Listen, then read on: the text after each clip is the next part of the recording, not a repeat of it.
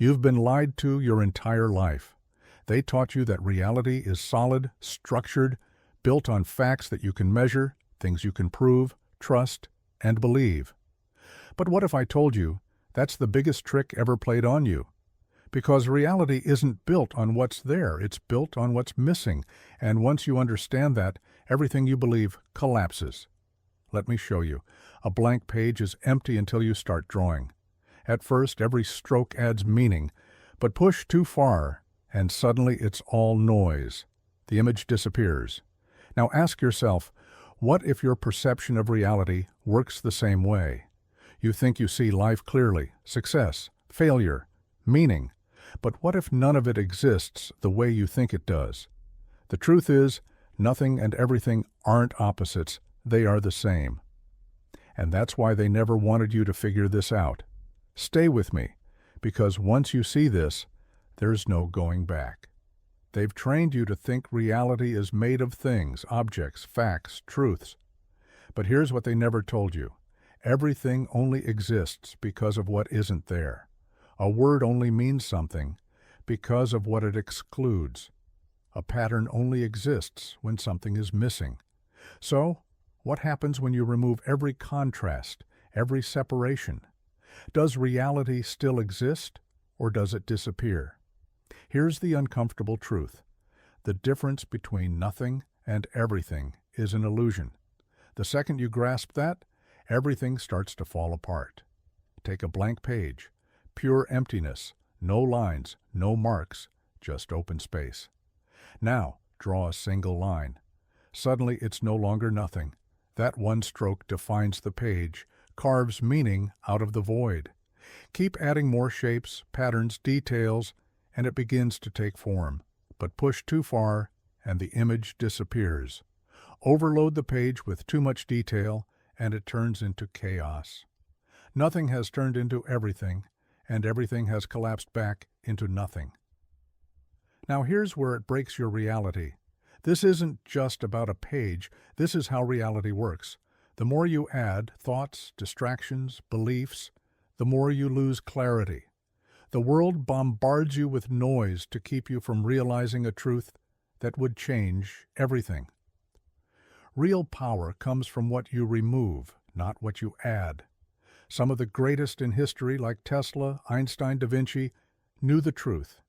They didn't just seek knowledge, they mastered the art of empty space. Because clarity doesn't come from knowing more, it comes from removing distractions. Want proof? Think about your own life. When was the last time you sat in total silence? No phone, no notifications, no mental clutter. Here's an exercise called the 3-minute void practice. Close your eyes. Imagine erasing everything, your thoughts, your identity, even your sense of self. Just exist in nothingness for 3 minutes. That's where everything begins. That's the space where real breakthroughs happen. You've been trained to fear stillness. Silence makes you uncomfortable. Being alone with your thoughts feels unnatural. Ever wonder why? Because if you ever truly embraced nothing, you'd discover the one truth that would make the entire system collapse. Nothing is the most powerful state you can be in. Look at nature. Where does a tree grow? In empty space. Where do ideas form? In silence.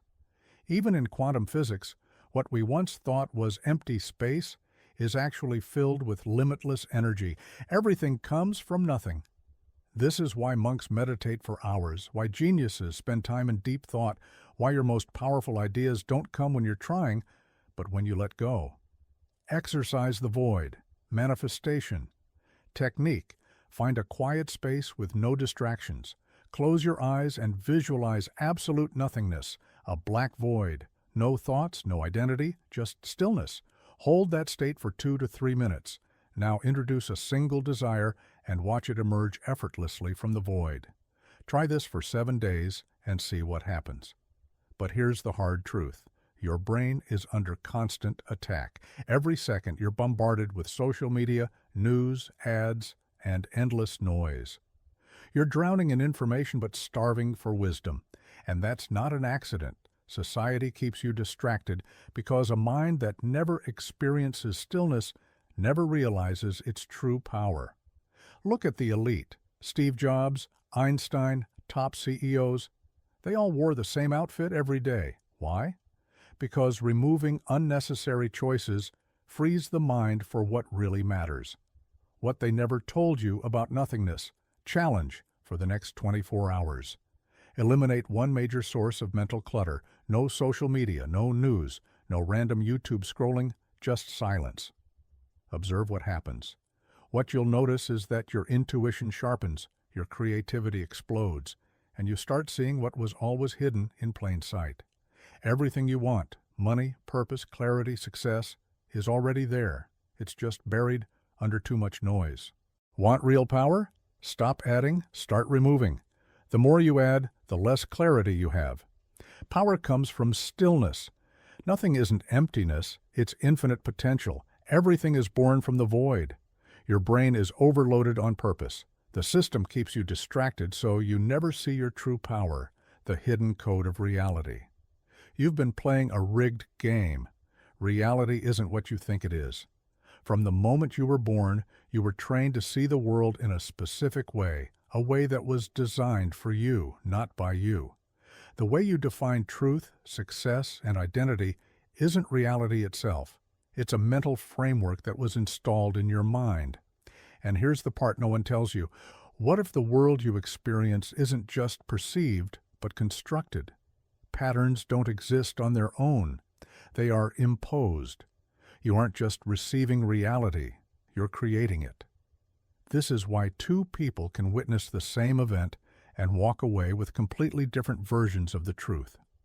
Your mind doesn't perceive what's real. It perceives what it expects to be real. Now here's where it gets powerful.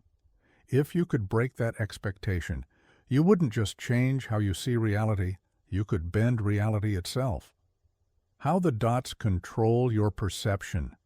Imagine staring at an infinite field of dots. If the dots are spread out, your brain connects them. You see patterns, shapes, meaning. But if those same dots are crammed together too tightly, everything collapses into chaos. Now think about your life. When you focus on a few details, you create a clear story. When you're overloaded with too much information, everything turns to noise. This is why people who binge news, opinions, and social media feel more confused, anxious, and powerless than ever. Their mental framework is breaking down, but they haven't learned how to impose a new one. A controlled mind sees only one pattern. A free mind sees patterns as illusions. The question is, which one are you? Let's test it. Take any belief you hold about yourself, something you think is undeniably true. Now, ask yourself, where did this belief come from? Did I experience it firsthand, or was it repeated into my mind? If I grew up in a completely different culture, would I still believe it? If your answer is no, then that belief is not truth. It's just a pattern you were trained to accept. And here's the thing. If a belief is just a pattern, then it can be rewritten. Are patterns discovered or created? That's the reality-bending question. Look up at the night sky. A child sees random points of light. An astrologer sees cosmic messages. A physicist sees mathematical precision. A poet sees divine order. Same stars, same reality, completely different interpretations. Now, here's the uncomfortable question. Are those patterns being discovered, or are they being created? This doesn't just apply to the stars, it applies to everything, your emotions, your identity, the meaning you give to your experiences. Reality isn't something you passively observe, it's something you actively construct based on the patterns your mind is trained to see. And once you understand that, you can start bending the rules. Because if patterns are flexible, then reality is malleable. The secret they never wanted you to know: those who control the patterns control perception, and those who control perception control reality. This is why society teaches you to see the world in a fixed way, why you are given labels, rigid definitions of success and failure, why you were never encouraged to question the structure of your thoughts. They don't need to control you directly. They just need to control how you think. Once your framework is set, you will automatically filter out anything that doesn't fit. This is why people fight to defend false beliefs, because once a pattern is locked in, it becomes reality itself. Here's the way out. Question the pattern. Dismantle the structure. See beyond the illusion. For the next 24 hours, challenge yourself to question everything. Every assumption, every label, every belief you take for granted. Ask yourself, is this something I know or something I was trained to believe? And reshape the structure of reality itself. Now we begin. Words are not just symbols, they are the operating system of your reality. Every thought you have is formed through language. Every belief you hold is constructed with words. Your identity, your understanding of the world, the meaning you assign to your experiences, it all comes down to the words you use. The next level, rewriting your mental code. You're not just experiencing reality, you're generating it. And if you knew how to rewrite the programming language of your mind, you could reshape your entire world. In the next chapter, we go deeper. Words are not just labels, they are the source code of your mind. If you understood how they function at the deepest level, you could rewrite your internal code and alter your perception. But here's what no one ever told you. Those words were never yours to begin with. From the moment you learned to speak, your mind was programmed with a linguistic framework designed to shape your perception. Words are not just tools of communication. They define the limits of what you can conceptualize. If you lack a word for something, you struggle to perceive it. If your language contains contradictions, your thinking contains contradictions. Language does not simply describe reality. It dictates the reality you are capable of experiencing. Words are spells, and you've been under one since birth. Consider the word spelling with the act of forming words, but also the act of casting a spell. This is not a coincidence. Words are structured sequences of meaning that shape consciousness. This is why legal contracts are called spells of binding, why politicians carefully script their speeches, and why religious texts are encoded with linguistic precision. The way words are arranged dictates the thought patterns of those who hear them. Now consider this. If a word described everything, it would describe nothing. A word only has meaning because it does not apply to all things. This is why controlling language is the most powerful form of mind control. If the definitions of words are altered, perception itself is altered.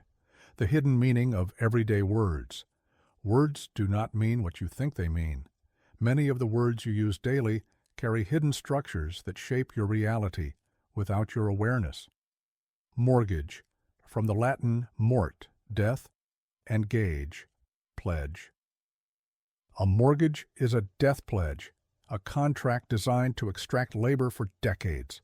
Government, from govern to control and meant mind to govern the mind. Universe, uni, one. Plus verse, spoken phrase, reality as a singular spoken sentence. Understand, to stand under something, to be beneath its authority. Career, from the Latin carus, meaning a wheeled vehicle. A career is a track you are placed on, moving in a predetermined direction. These are not accidents. Language is structured to create a mental framework where certain ideas seem natural and others remain unthinkable. By controlling the language of a society, those in power control the way reality is perceived. How words trap you in the matrix. Try thinking a thought that cannot be put into words. You can't. Language determines the range of ideas you can consciously access. This is why when new ideas emerge, philosophies, political movements, scientific breakthroughs, new words must be created to contain them. But the reverse is also true. If certain words are removed, the concepts they represent become harder to hold in mind. This is how control is exerted at the deepest level. Remove the word and you remove the thought. Manipulate definitions and you manipulate perception. This is why historical texts are rewritten, why certain phrases are banned, and why certain ideas are ridiculed until they no longer feel like options. If language is reality's operating system, then whoever writes the dictionary writes the code of human thought. Consider how mass media uses language. Words like crisis, emergency, and threat are not just descriptions, they are triggers. They generate automatic emotional responses, bypass critical thinking, and enforce narratives. When an event is labeled a crisis, the mind stops analyzing and starts reacting. The language itself dictates the perception of reality. Now take this further. What happens when opposing concepts are merged, when the line between truth and falsehood is blurred through language? Words like misinformation and fact-checking are not neutral. They are structures designed to dictate what is considered real. If something can be labeled as misinformation, it is no longer part of accepted reality, regardless of whether it is true. If an idea can be labeled a conspiracy, it can be dismissed without examination. The hidden truth behind the universe. How to deprogram your mind using language. The first step to breaking free is recognizing that language is not reality. It is merely a tool used to describe it. And like any tool, it can be reshaped and used in different ways. Question every word. Look at the language you use daily. Where did these words come from? What assumptions do they carry? What ideas do they reinforce? Redefine your reality. If words shape perception, then changing your words changes your perception. Instead of saying, I have to do this, say, I choose to do this. Instead of calling something a problem, call it a challenge.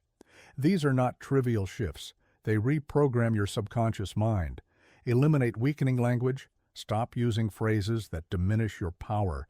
Remove words like, I can't, I'm just, or it's impossible. Language is the script of your mind. If you constantly reinforce limitations through speech, those limitations become real. Speak with precision. Be exact with your words. Vague language creates vague thinking. Instead of saying, I feel bad, define the feeling, anger, frustration, uncertainty. Precision in language leads to precision in thought. But how to use words to alter reality? If words are the interface between the mind and reality, then learning to control them is the key to reshaping your existence.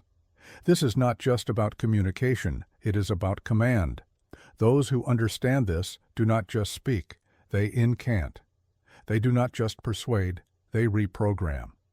Every leader, every magician, every master of influence throughout history has understood one thing. He who controls the words controls the world. Now ask yourself, who controls the words you speak? Where did they come from? What unseen forces have shaped the language in your mind? More importantly, what would happen if you reclaim control? Once you grasp this, you will never see the world the same way again. Reality is not what you think, it's what you assume. Everything around you seems structured, solid, and defined. Objects have shape, events unfold in a sequence, and your thoughts feel like they have meaning.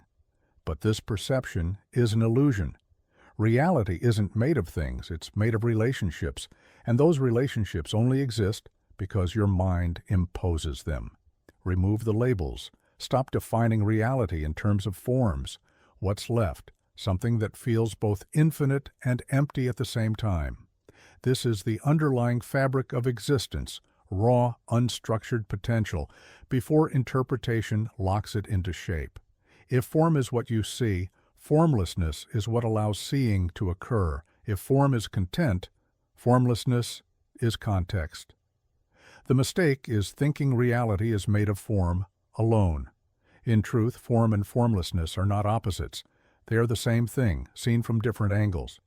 And once you grasp this, you'll see why reality isn't as fixed as you were led to believe, how structure is created from nothing.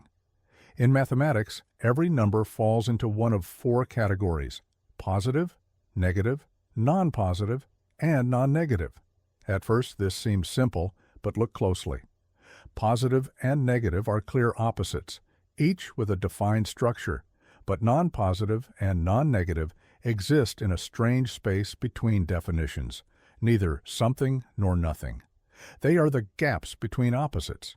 This same pattern exists everywhere: light and dark, sound and silence, being and non-being. These are not separate forces fighting for dominance. They are reflections of a deeper structure that contains them both. What does this mean for you? It means your world is not built from solid things. It is built from the contrast between what you notice and what you ignore, how your mind creates separation, and why it's an illusion. The human brain categorizes reality to make sense of it. It breaks the infinite flow of experience into objects, concepts, identities. But these divisions are artificial. Where does your body end and the world begin? At your skin? At the electromagnetic field surrounding you? At the point where sensory perception fades? There is no clear dividing line. The separation you perceive is not real. It is a mental construct. This is not just philosophy, it's physics. On a quantum level, the particles that make up your body are not separate from the space around you. They interact, exchange energy, and blur together. The only thing making them distinct is your mind's insistence on categorization, the ultimate secret, the hidden balance of reality. Ancient knowledge already understood this. The Taoists spoke of yin and yang, seemingly opposite forces that, in truth, are one. The Hermeticists spoke of polarity, opposites that are the same at different degrees. Modern physics confirms this. Duality is an illusion. You have been taught to see the world in opposites: good versus bad, success versus failure, self versus other. But these distinctions only exist because you believe in them. There is no real separation, no real distinction. The moment you recognize this, you step outside the system. You stop playing by its rules because you see that the rules themselves are constructs. How to use this knowledge to reshape your reality? If reality is not made of fixed structures but of relationships between form and formlessness, then the key to controlling reality is to master the space between. Learn to see the invisible. Instead of focusing on what is present, look for what is absent in conversations. Pay attention to what is not being said in situations. Observe what is missing rather than what is there. In thoughts, notice the gaps between them rather than the thoughts themselves. Dissolve mental boundaries. Question every category you assume to be true. Where do concepts like self and other truly begin or end? If you strip away labels, what remains? Master the power of empty space. The strongest structures are not made of solid material, but of carefully balanced voids. In design, negative space defines the beauty of a composition. In music, silence creates rhythm and meaning. In thought, the gaps between ideas hold the real power. Once you integrate this, you stop being controlled by the rigid structures imposed on you. You gain the ability to move between definitions, see beyond fixed categories, and shape reality itself. You've been told that intelligence is the highest power, that the more you know, the more control you have. But what if intelligence itself is a limitation? What if true power comes not from knowing, but from unknowing? This is the last key to breaking the system entirely, the hidden cost of intelligence and why knowing can be a prison. Intelligence is not the key to power, it's the lock on your cage. You've been taught that intelligence is power, that the more you know, the more control you have, that if you just gather enough information, analyze enough data, and think deeply enough, you'll unlock some hidden mastery over life. But what if the opposite is true?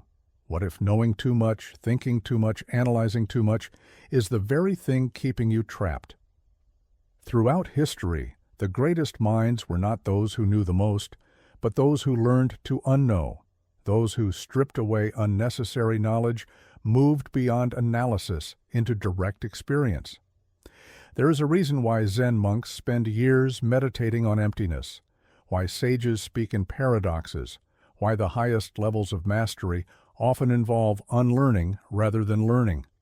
Because knowledge can be a tool, but it can also be a cage.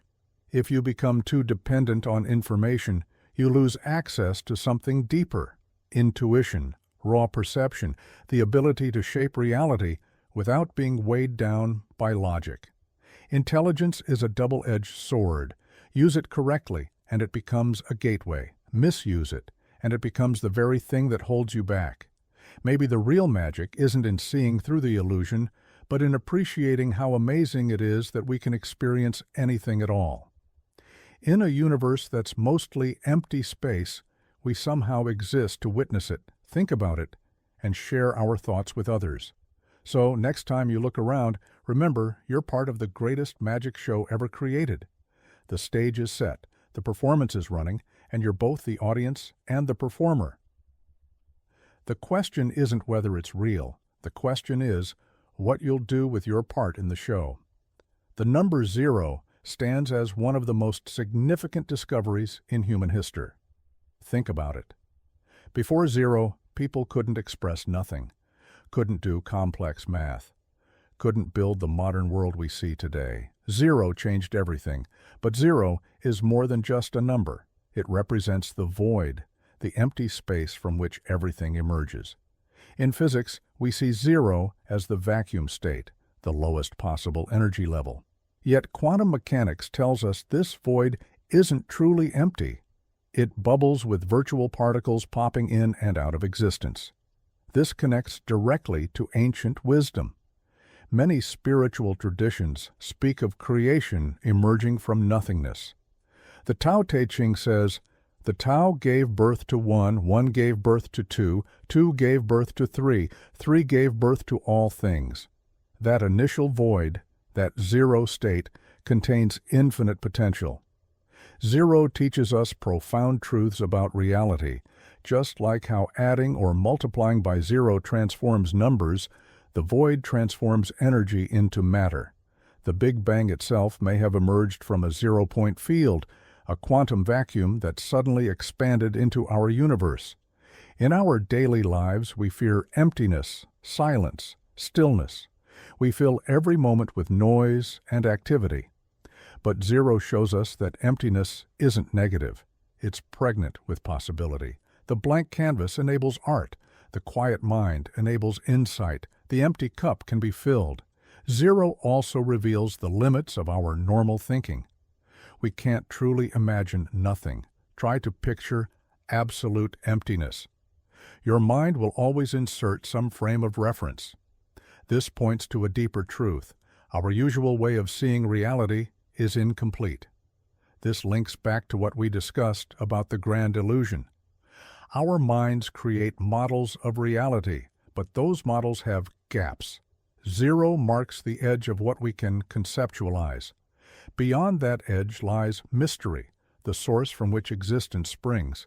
The concept of 0 bridges science and spirituality. In mathematics, 0 is both a number and not a number. It's a placeholder that gives meaning to other digits. In meditation, emptiness is both void and fullness.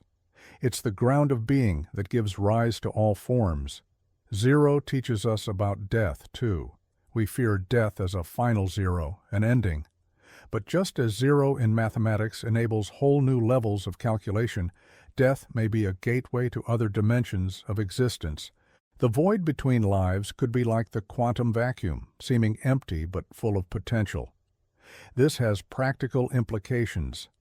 By embracing emptiness in small ways, through meditation, fasting, silence, we prepare ourselves for the ultimate encounter with 0. We learn that absence creates space for presence. Loss makes room for renewal. 0 points to the cyclic nature of existence. In binary code, sequences of 1s and 0s create all digital information.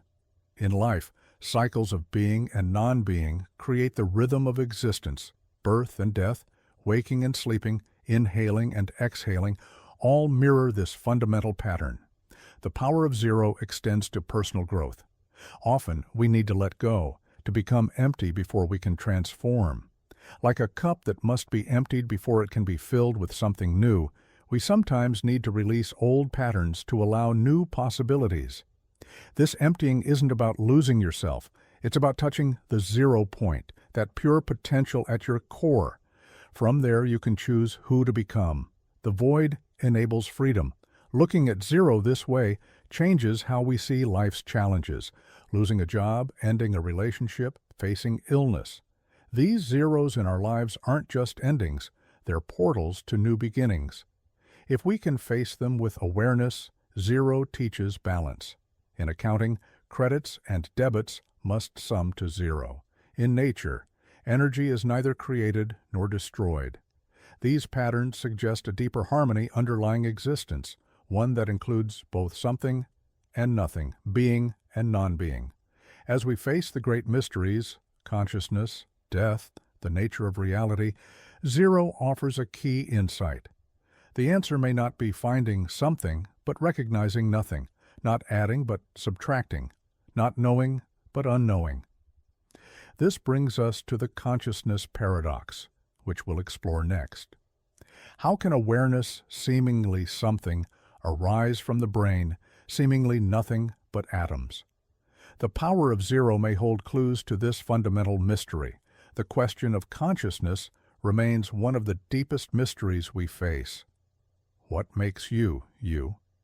How does a collection of atoms and neurons create the rich inner experience of being alive and aware? Science tells us our brains process information through billions of neural connections. But this doesn't explain how these physical processes translate into subjective experience: the feeling of seeing red, the taste of chocolate, the sensation of joy.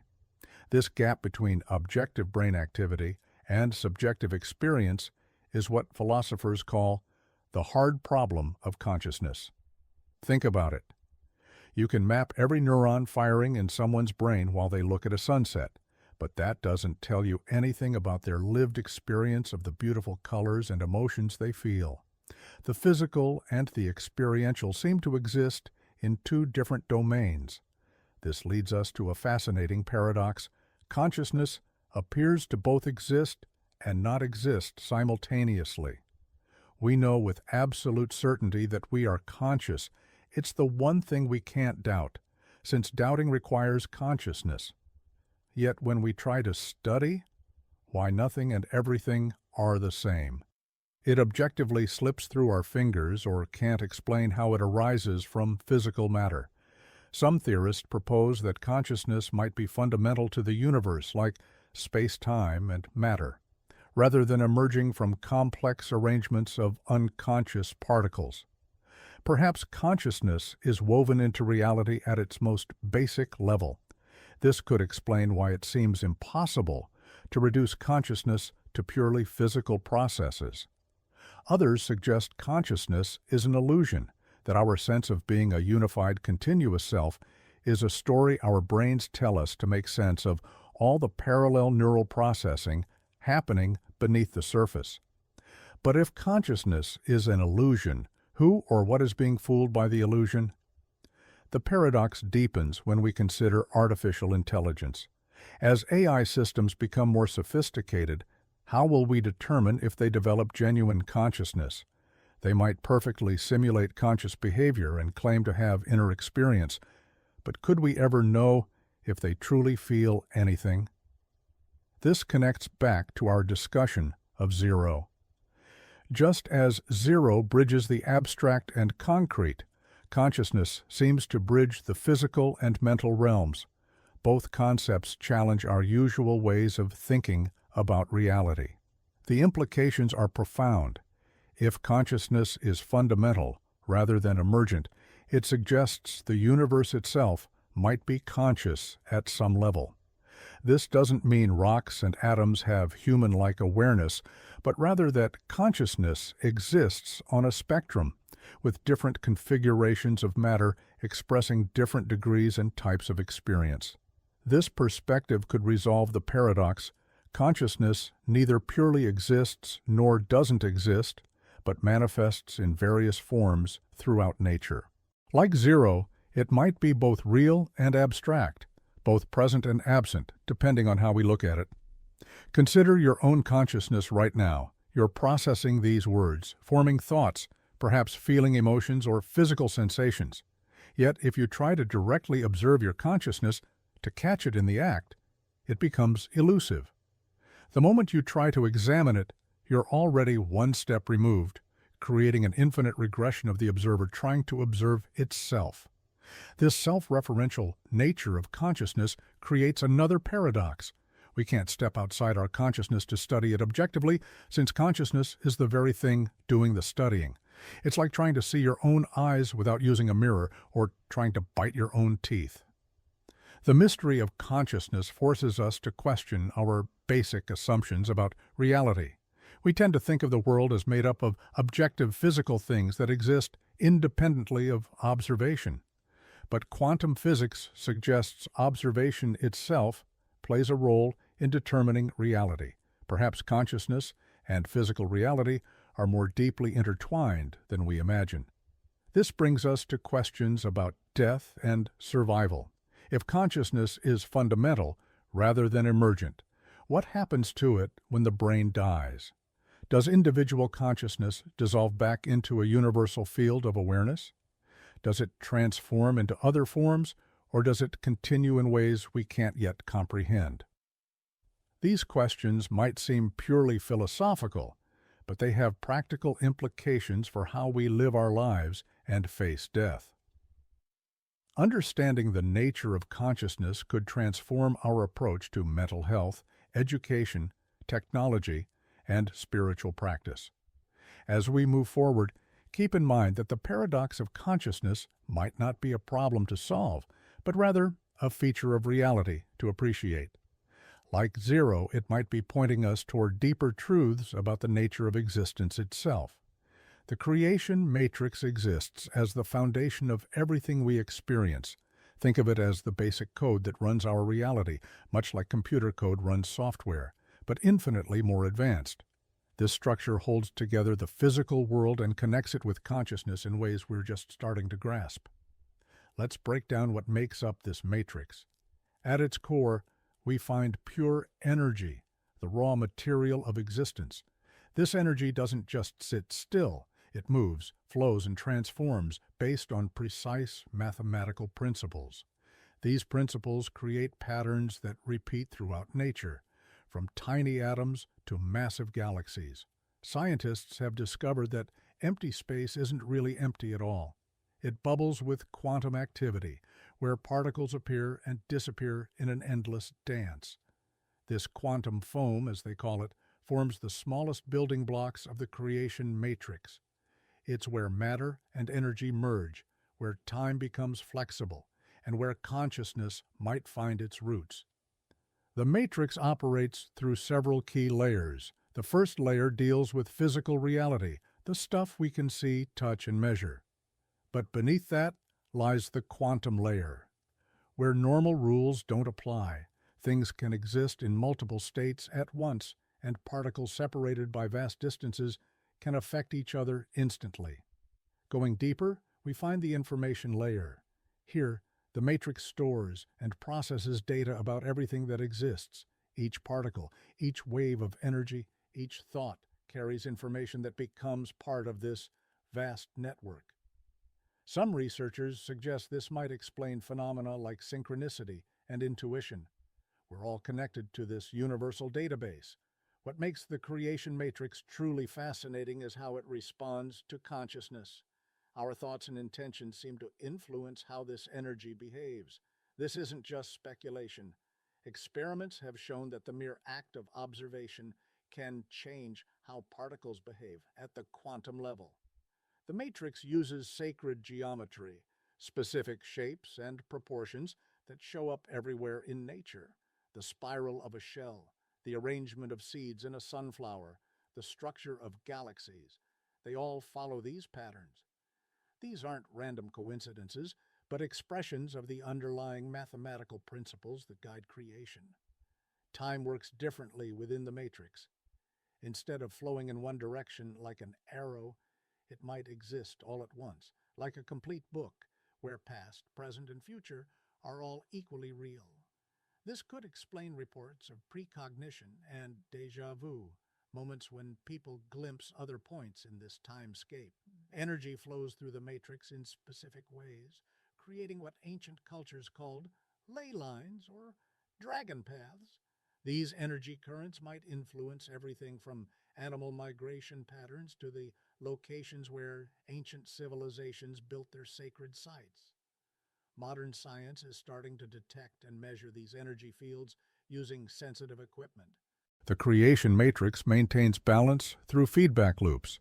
When something goes too far in one direction, counterforces automatically activate to restore equilibrium. This self-correcting mechanism keeps reality stable.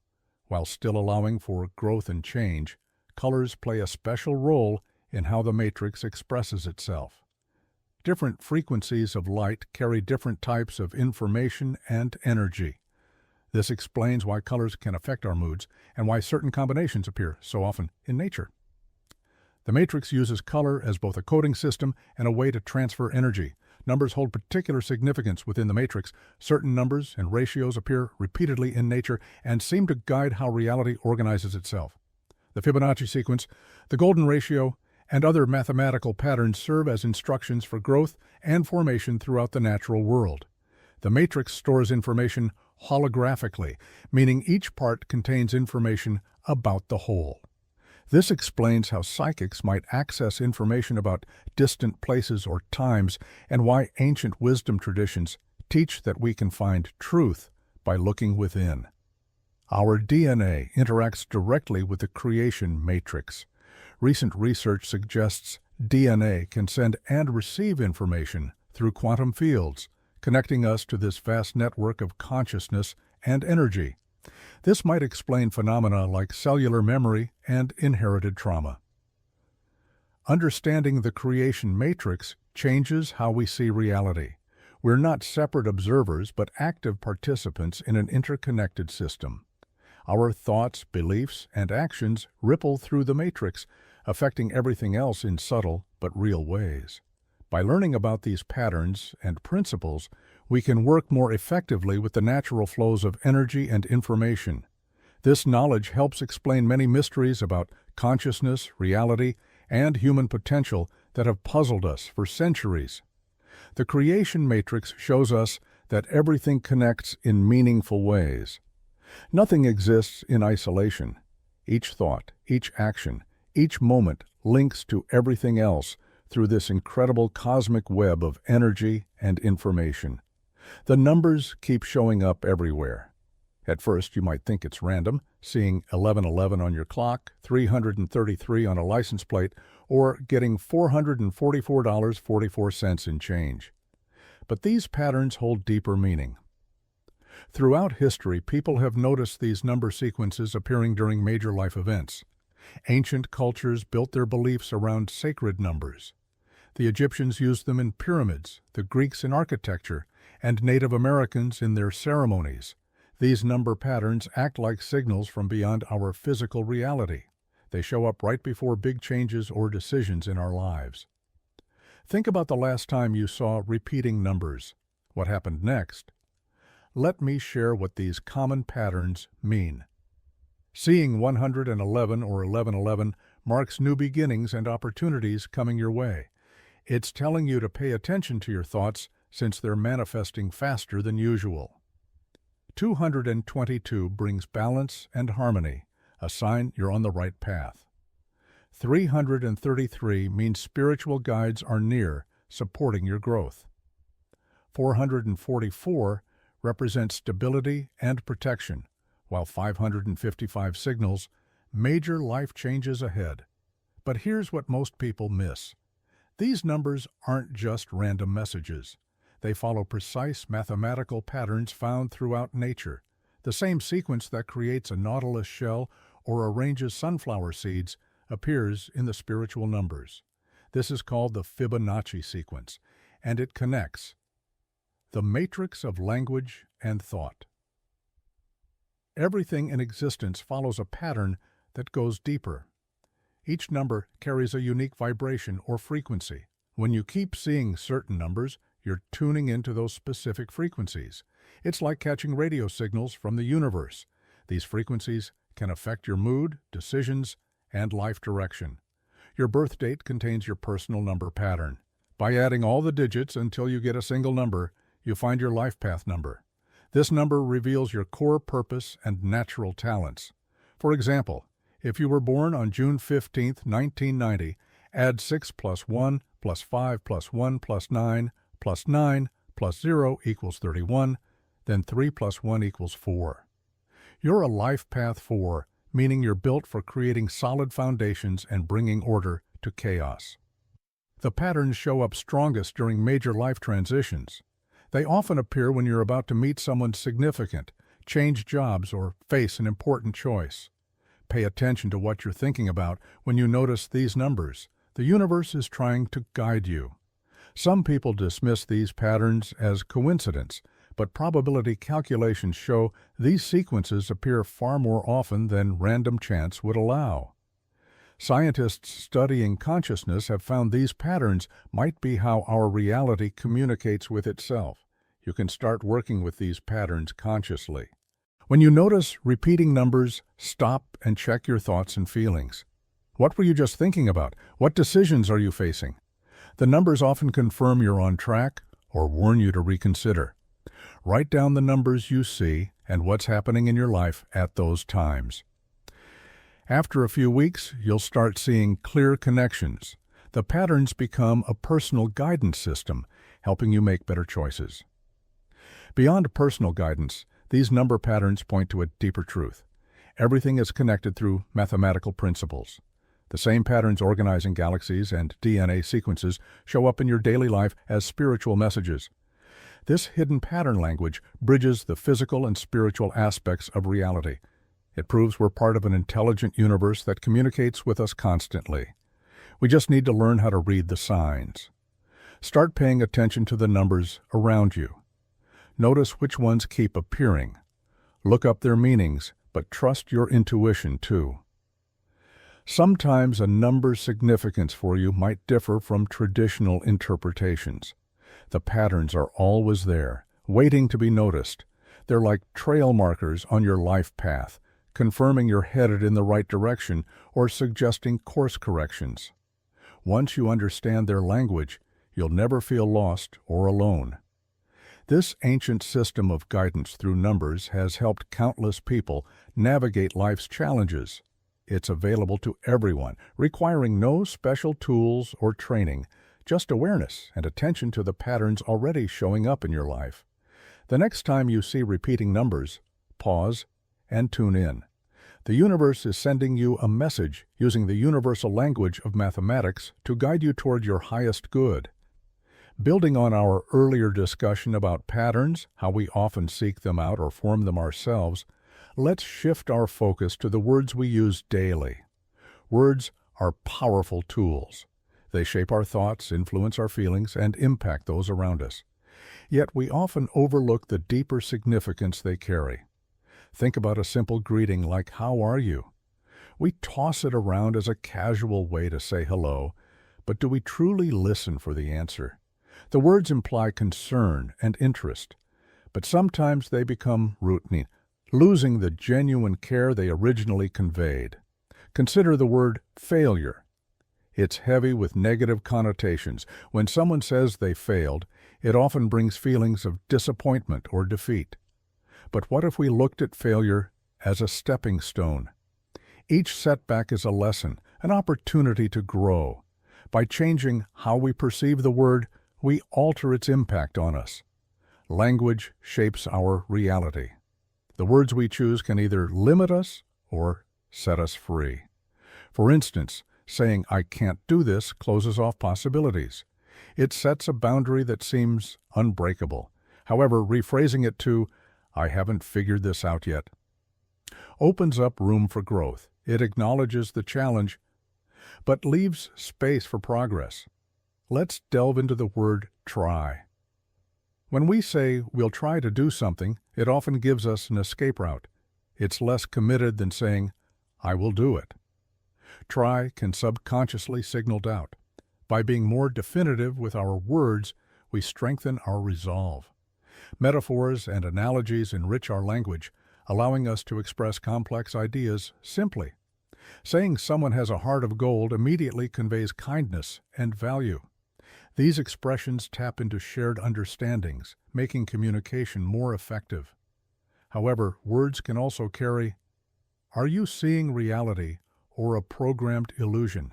Hidden biases, phrases we've heard all our lives, might have origins or implications we aren't aware of. It's important to reflect on the language we use to ensure it aligns with our values and doesn't unintentionally harm others. The names we assign to things and people also hold power. Names can influence perception. For example, labeling a group as outsiders creates a division, fostering an us versus them mentality. Choosing inclusive language promotes unity and understanding. Emotions are deeply connected to words. Think about affirmations, positive statements we repeat to ourselves. Saying, "I am capable and strong," can boost confidence and encourage a positive mindset. The words we feed ourselves internally are just as crucial as those we speak aloud. In negotiations or conflicts, wording can determine outcomes. Using "I feel" statements instead of accusatory language helps express personal perspectives without placing blame. This approach fosters open dialogue and resolution. Cultural phrases and idioms add color to our conversations but can be confusing across different backgrounds. Being mindful of our audience ensures our message is clear and respectful. When communicating across cultures, choosing words carefully bridges gaps and builds relationships. Silence between words is significant as well. Pauses allow for reflection and give weight to what has been said. In music, rests are as important as notes. They create rhythm and emphasis. Similarly, thoughtful pauses in speech enhance our communication. Technology has changed how we use words. Texting and social media encourage brevity, leading to abbreviations and emojis. While convenient, this can sometimes dilute the richness of language. Balancing efficiency with expressive depth keeps our interactions meaningful. Listening is a key part of language. Truly hearing what others say, beyond just the words, involves attention to tone and body language. Active listening fosters empathy and strengthens connections. The words we choose can inspire, heal, and motivate. Famous speeches throughout history demonstrate how powerful language can unite people toward a common goal. Inspirational quotes often become mantras that guide us through challenges. On the flip side, words can wound. Negative remarks or harsh criticism can leave lasting scars. Being aware of the impact our words have on others encourages us to communicate with kindness and consideration. Self-talk, the dialogue we have within ourselves, shapes our self-image. Encouraging and supportive inner words build confidence, while negative self-talk can hinder our potential. Cultivating a positive internal dialogue is essential for personal growth. In storytelling, words create worlds. Authors paint vivid images and evoke emotions purely through language. This highlights the immense creative power words hold. As we navigate our daily lives, being mindful of our language enriches our experiences. By choosing words that reflect positivity, inclusivity, and authenticity, we contribute to a more understanding and connected world. Moving forward, let's pay closer attention to the words we use. Let's explore how subtle shifts in our language can transform our perceptions and interactions. Understanding the hidden meanings and implications helps us communicate more effectively and passionately. Our next discussion will delve into concepts that seem opposite but share common ground. We'll uncover how embracing these paradoxes can lead to deeper insights and personal development. Building on our previous exploration of how words carry deeper meanings and shape our perceptions, let's consider a fascinating idea. Sometimes things we label as opposites aren't truly opposing forces. Instead, they're different aspects of the same essence. Imagine light and darkness. At first glance, they seem entirely different. However, darkness isn't an entity on its own. It's simply the absence of light. Asterisk, asterisk. When the sun sets, darkness doesn't emerge from somewhere else. It appears because light diminishes. This realization shows that light and darkness are connected, not opposing forces battling each other. Consider hot and cold temperatures. We often think of them as opposites, yet cold isn't something that exists independently. It's merely a state with less heat. Temperature is a continuous spectrum, and hot and cold are points along that line. Understanding this helps us see that what we perceive as opposites are often interconnected parts of a whole. Emotions provide another example. Take love and hate. They seem like they couldn't be more different, but both are intense feelings that arise from deep connections to someone or something. The line between them can sometimes be thin, highlighting how closely related they are. Recognizing this can lead to a deeper understanding of our own feelings and relationships. In the natural world, we observe cycles that embody this principle. Day turns to night, and night gives way to day. These aren't opposing forces fighting for dominance. They're parts of a continuous cycle that brings balance to life on Earth. Daylight encourages activity and growth, while nighttime allows for rest and restoration. Both are essential for the well-being of all living things. Seasons change from one to the next in a predictable pattern. Spring leads to summer, which transitions to autumn, and then to winter. Each season has its unique qualities, but they're all part of the Earth's yearly cycle. The differences between them contribute to the balance of natural systems. Plants grow, bloom, shed leaves, and rest, all in harmony with these changes. In our personal experiences, inhaling and exhaling illustrate how opposites work together.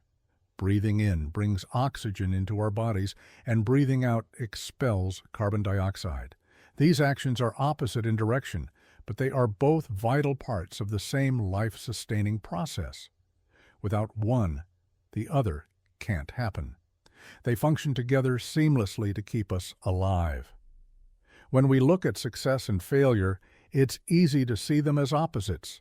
Success brings joy and a sense of achievement, while failure can bring disappointment. However, failure isn't the opposite of success. It's often a stepping stone toward it. Many successful people have faced setbacks along the way.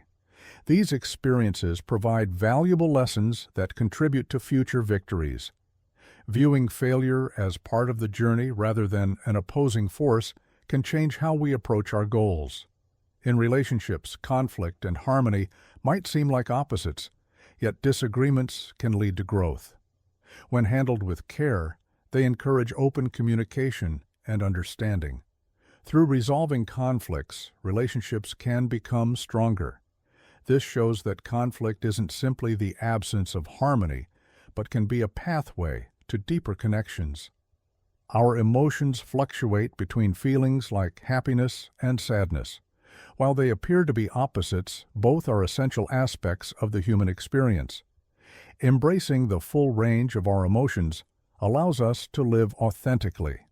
Ignoring or suppressing certain feelings can lead to imbalance and discomfort. In practice, focus on personal energy. Acknowledging the interplay of different forces is crucial. Labeling some energies or emotions as negative and trying to eliminate them can create disharmony. Instead, recognizing that all energies have a place helps us find balance within ourselves. This balance enables us to manage our thoughts and actions more effectively. This idea is also present in certain martial arts techniques. Often, martial arts involve redirecting an opponent's force rather than pushing back directly. By understanding and working with the incoming energy, one can neutralize it without unnecessary struggle. This approach demonstrates how engaging with opposing forces can lead to harmony rather than conflict. Music offers a beautiful illustration of this concept. Harmony arises when different notes come together, some high and some low. The combination of these varied sounds creates something pleasing to the ear. It's not the sameness of the notes, but their differences working together that produce music's richness. When we broaden our perspective to see that supposed opposites are interconnected, we open ourselves to new ways of thinking. Instead of viewing the world in terms of conflicting forces, we start to see how different elements can coexist and complement each other. This shift in mindset can influence how we solve problems, interact with others, and understand ourselves. By letting go of rigid categories, we become more adaptable. This flexibility is key to managing our energy and navigating life's challenges. It allows us to respond to situations with openness rather than resistance. Applying this understanding to our daily lives can have profound effects. For instance, when facing a difficult situation, recognizing that challenges and opportunities are connected can change our approach.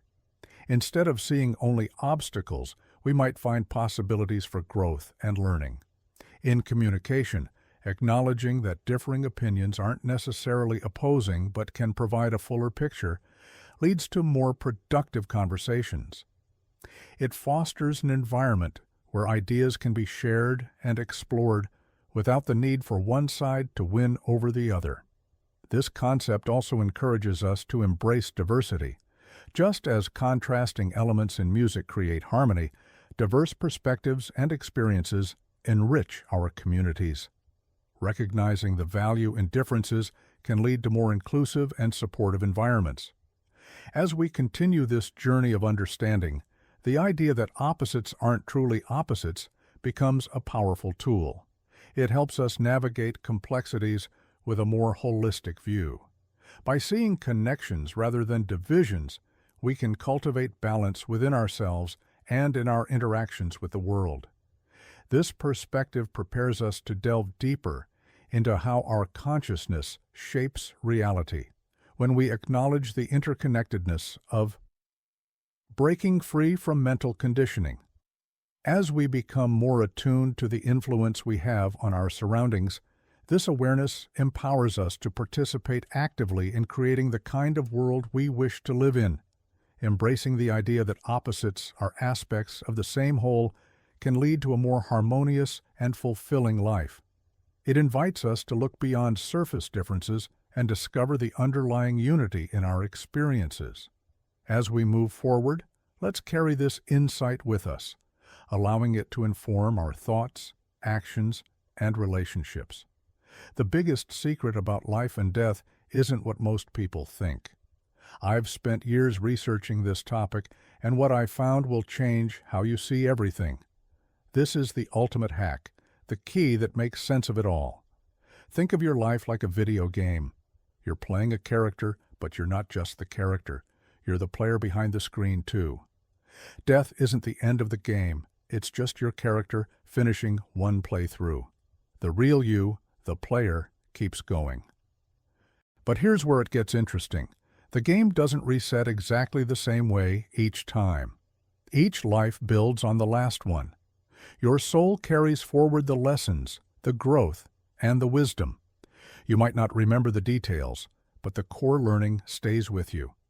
This explains so much about why some people seem to be born with natural talents or deep wisdom. They're not starting from scratch. They're building on previous experience. Those gut feelings you get, that inner knowing, those could be echoes from past lives. The hack is realizing you can use this knowledge right now. Once you understand that death is just a transition and not an end, everything shifts. Fear drops away. You start making choices based on growth rather than survival. You see challenges as opportunities to level up instead of obstacles to avoid. Let me give you a clear example. Say you're facing a difficult decision.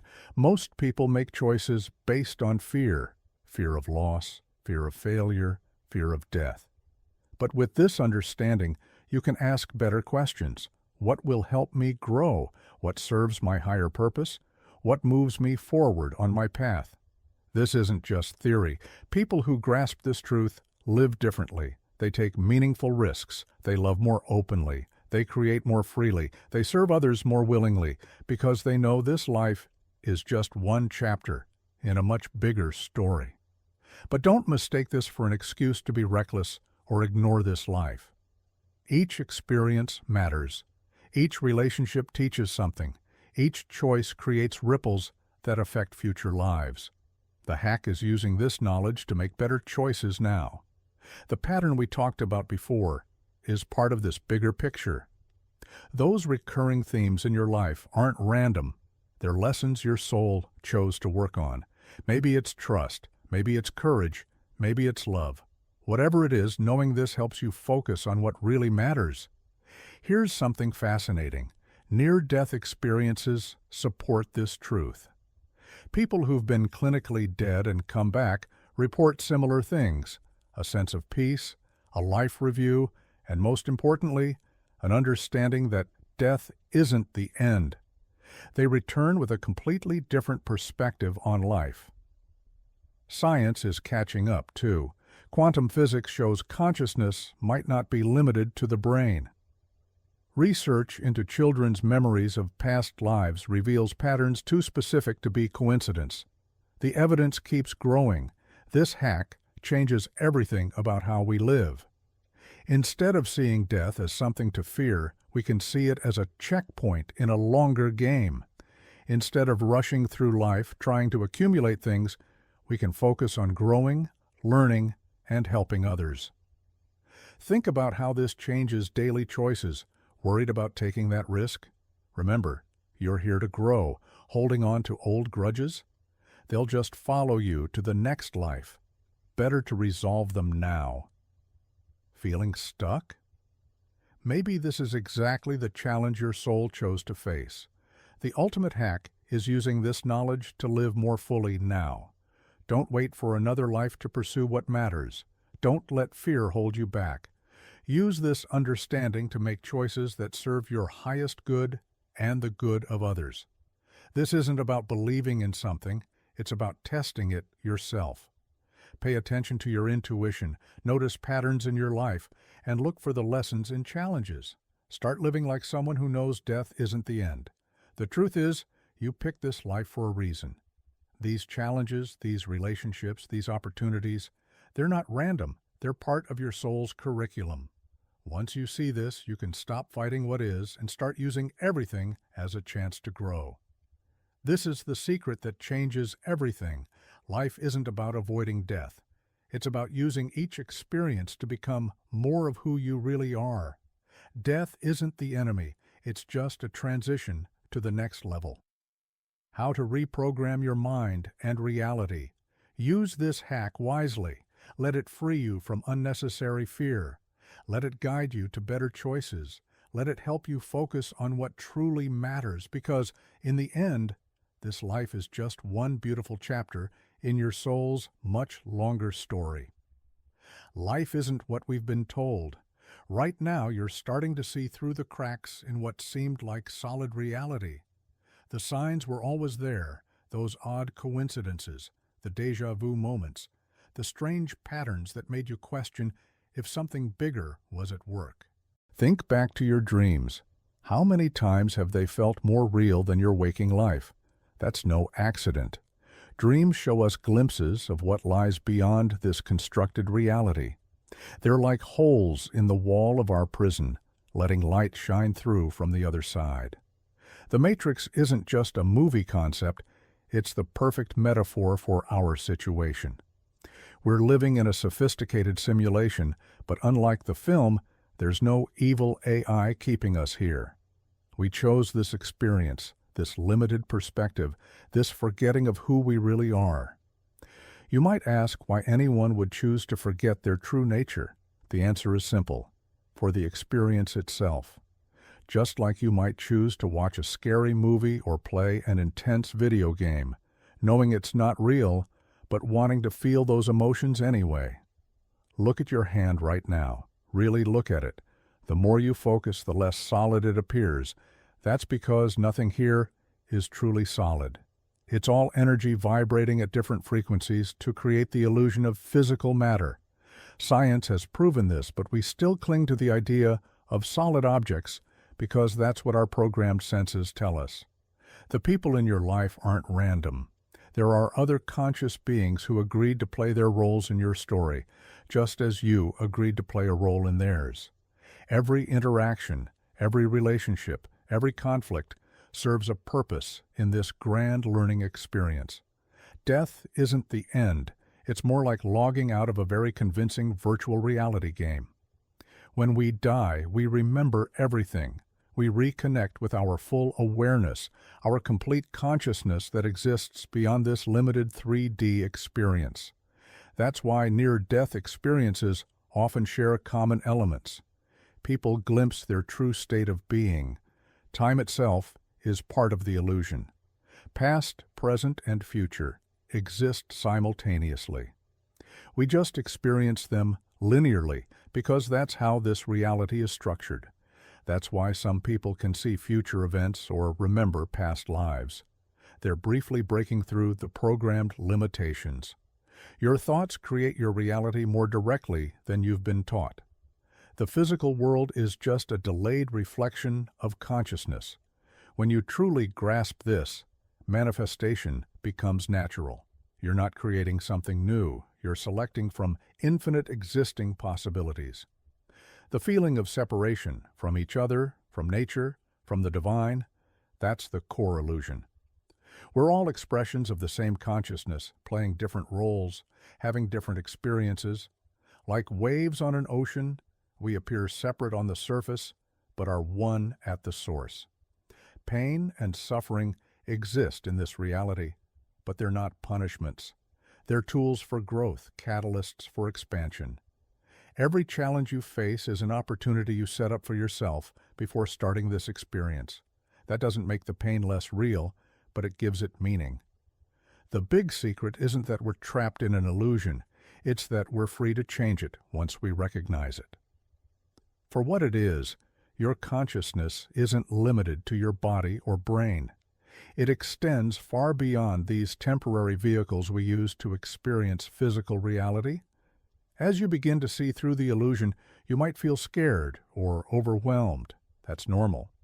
You're questioning everything you thought was real, but don't worry. You don't have to figure everything out at once. The truth reveals itself gradually, in perfect timing, with your readiness to receive it. You're not here by accident. You're not just a random collection of cells that gained consciousness. You're an infinite being having a temporary human experience. The illusion is convincing because it needs to be for the experience to serve its purpose. Breaking free doesn't mean you have to leave your life behind. It means living with new awareness, making conscious choices rather than running on autopilot. It means recognizing the game while still playing it, but playing it better because now you know the rules. The next time you feel stuck or limited, remember those limitations are part of the illusion. They're not your true state. You have access to infinite possibilities. You just need to remember who you really are. This isn't about escaping reality. It's about seeing it clearly. Final revelation, the ultimate key to freedom. The first time, the illusion served its purpose, but now it's time to wake up. The truth has always been within you, waiting to be remembered. The truth is both simple and profound. Life, death, and what lies beyond are not separate events, but parts of one continuous flow. Many of us fear death or spend countless hours wondering what happens after, but this fear and uncertainty come from seeing ourselves as separate from everything else. Through human history, we've created stories and beliefs about death to comfort ourselves. Some picture golden gates, others think of reincarnation, and many believe nothing exists after our last breath. The real truth is that we never truly die because we were never truly born. What we call I or me is like a wave in the ocean. The wave rises, moves, and falls back into the water, but it was always water. It never stopped being water.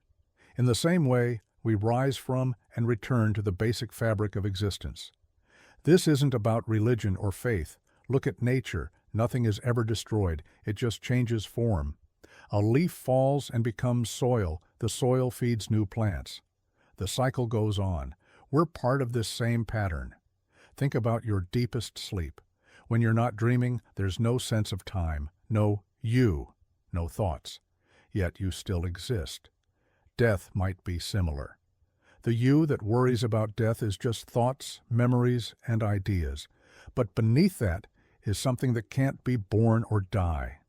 Many who've had near-death experiences report feeling complete peace and losing all fear of death. They often say it felt like going home. This matches what ancient wisdom traditions have said for thousands of years. What we really are can't be destroyed. Science shows us that energy can't be created or destroyed. Our bodies are made of atoms that once were stars. These atoms will continue existing in new forms long after our bodies are gone. We're not separate from this process. We are this process. The fear of death comes from thinking we're separate beings who will lose everything. But look closely at your experience right now. Can you find a solid, permanent you that could be lost? Or do you find an open space where thoughts, feelings, and sensations come and go? Your true nature is like the sky. Clouds come and go, but the sky remains unchanged. Thoughts, emotions, and experiences pass through. But what you really are stays untouched. This isn't something you need to believe. You can see it directly in your own experience. This understanding doesn't mean life doesn't matter. It matters deeply, but it matters like a dance matters, not because it leads somewhere, but because it's beautiful right now. When we stop seeing death as an enemy, we can fully embrace life. We don't need to wait for death to recognize this truth. Right now, you can notice that all experiences appear and disappear in awareness. This awareness, your true nature, doesn't come and go. It's what allows all experience to be known. The final truth is that you are not something that needs to survive death. You are the knowing space in which birth and death appear. This isn't a belief to accept, but a reality to recognize, as close as your next breath. This recognition brings deep peace, not because it promises eternal life for your personality, but because it shows that what you really are was never in danger. The wave realizes it is water, and all fear of disappearing vanishes. Living with this understanding transforms everything. You can fully engage with life while knowing that nothing real can be lost. You can love completely without the fear of loss that usually holds us back. You can be truly present because you're no longer running from death. This isn't about reaching some special state or having mystical experiences. It's about seeing what's already here, what you already are. The peace you seek isn't found in some future event or after death. It's found in recognizing your true nature, right now. So the final truth about life, death, and what lies beyond is that they are all appearances in you. Not you, the person, but you, the awareness in which all things arise. This isn't something to believe, but something to see directly. When seen, all questions about death dissolve, because the one who was worried about dying is seen to be just another appearance in that which cannot die.